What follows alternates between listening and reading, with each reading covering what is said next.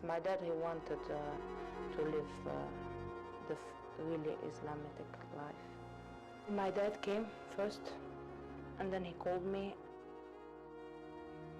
He just said, life is better here, you can wear your whole hijab, and we are not oppressed here. Just that my dad said I'm not coming back was enough for me to come, actually. I never watched, and when my dad called me, I tried to watch on YouTube.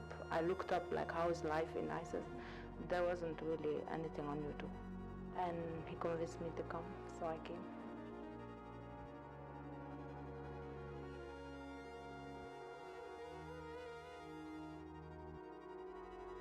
They entered me in a pickup, and they took me to a woman's house. In Belge I stayed for a week, and then they take me to Raqqa. The Raqqa is like a big house full of women.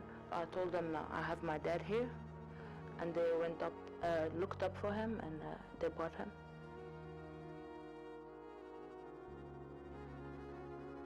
My husband was a soldier in Iraq.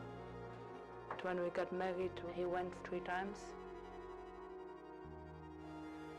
and then he stopped going. He didn't like it anymore. He didn't like the way ISIS thinks. They have a problem in their religion, how they do stuff. Mostly they punish with death. It's the most common punishment. And after mostly 3 months of marriage, I got pregnant. He stopped going to work, and then we tried to get out of ISIS. But so many things happened. It's very difficult to get out.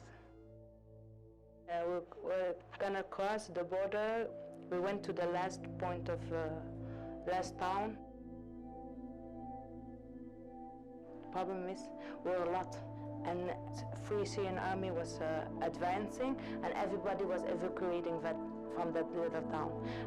Us going to there was a little bit suspicious, and when we are going, there is a car of police that comes. They're saying to my dad, why are you taking your family? He's like, oh, just here. He's like, yeah, no, we know. And then they came and took my dad. They left us in our house first. They took my dad to prison. They interrogated him, and then they came and took us. They put us in prison, but then we needed to evacuate Al-Bab, so they evacuated and they took us to Raqqa. They wanted us to put us in a woman's house, but we ran away. When they put my husband and my dad in prison, my dad, because he's older, he just stayed 2 weeks and he got out. But my husband, because he's younger, he stayed a long time. He stayed like almost 6 months.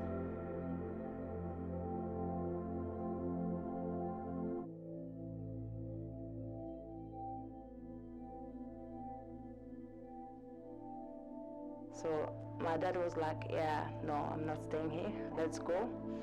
So we started walking, and then they started shooting on us. They started shooting on us. They killed all the men. He died in front of me. I got a bullet in my back and a bullet other places. They came and interrogated me, like, why do you want to go? You should fear God.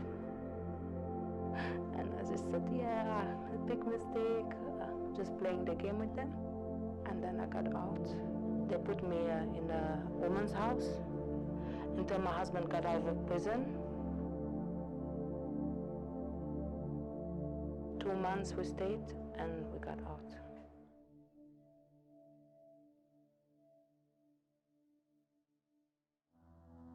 Of course it's hard. You want freedom. You want to go out. It's just psychological. It's difficult. I have a son and I'm pregnant 7 months.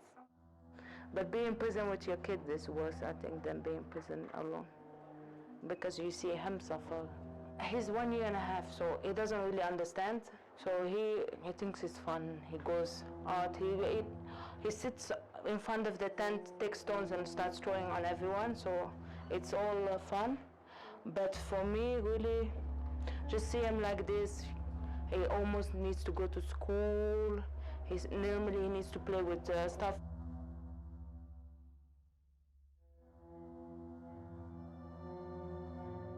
They can say it's Islam, but it's not really.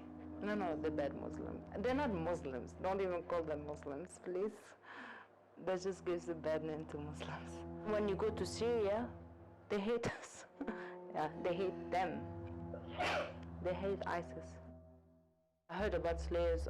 I heard about how they treat slaves. Yeah, that was also a reason.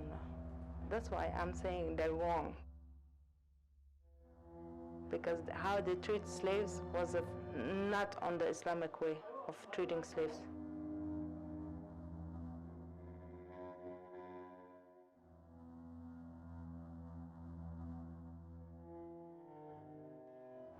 Of course I want to go home. I want to go to my mother. My sister got so many kids, I don't even know them. My family doesn't know Micah yet. If they put me in prison, that's the consequences of my mistakes, so I will have to live with them. Don't even look up ISIS, forget ISIS.